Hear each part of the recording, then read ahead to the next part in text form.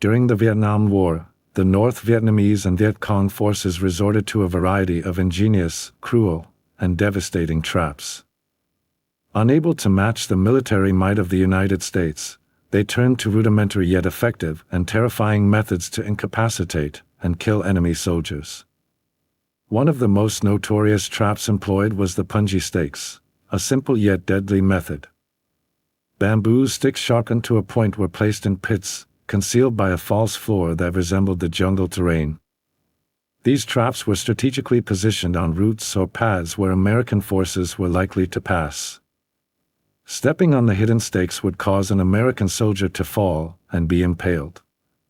Those who survived the fall would scream in agony, alerting the enemy to their presence. Rescuing the injured soldier proved challenging, diverting multiple soldiers from combat as they attempted to assist their comrade. Innovations to the spike traps varied. Some traps were smeared with human or animal waste, increasing the risk of severe infection for the wounded. In other instances, the punji sticks were angled downward, making it nearly impossible for a person to escape the pit without impaling themselves.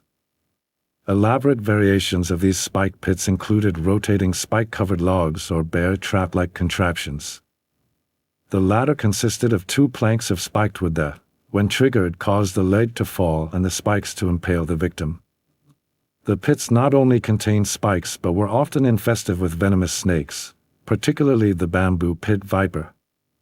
Troops falling into these pits would disturb the agitated and hungry snakes, resulting in multiple snake bites. The bamboo pit viper became a common booby trap for the Vietcong, with hundreds of these snakes left to surprise unsuspecting soldiers. These vipers were also used within the labyrinthine network of underground tunnels employed by the North Vietnamese forces, where they served as a form of guard when tied to the walls. Another cost-effective trap was the mud mess. This trap consisted of a wooden or dried mud ball with spikes protruding from it.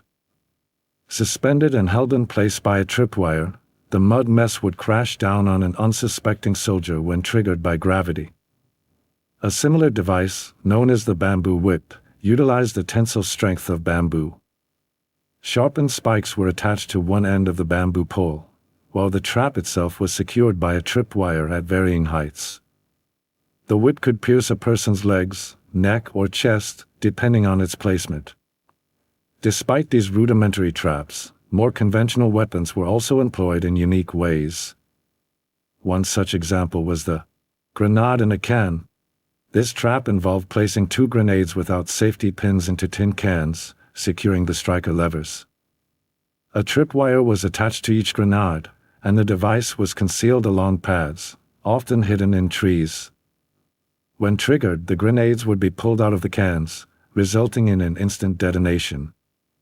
The shrapnel from the grenades and metal fragments from the tins would be propelled, causing significant damage.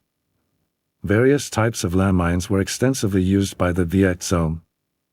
Among the simplest and hardest to detect was the cartridge trap. This trap resembled the pit traps but on a smaller scale, making it challenging to spot. It involved setting a single round of ammunition with a nail acting as a makeshift firing pin. A board was placed over the round, so when stepped on, the victim's foot would cause the bullet to fire. Depending on the caliber used, the bullet could disable or fatally wound the soldier. Additionally, conventional landmines from the Vietcong's allies in China and the Soviet Union, as well as repurposed American mines from the earlier First Indochina War, proved devastating against American forces. The effects of landmines extended beyond the war, continuing to claim lives indiscriminately to this day. Combined with other unexploded ordnance, over 100,000 casualties have been recorded, with approximately 35,000 fatalities. Removing landmines is a dangerous and costly endeavor, further complicated by the presence of Agent Orange residue in the soil. Uncovering mines can expose individuals to the deadly agent. The Vietcong and North Vietnamese forces recognized their limited chances of success in a conventional war against the well-equipped United States.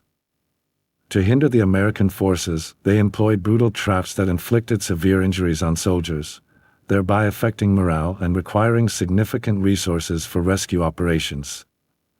American soldiers had to be constantly vigilant, as many traps could only be detected through careful observation.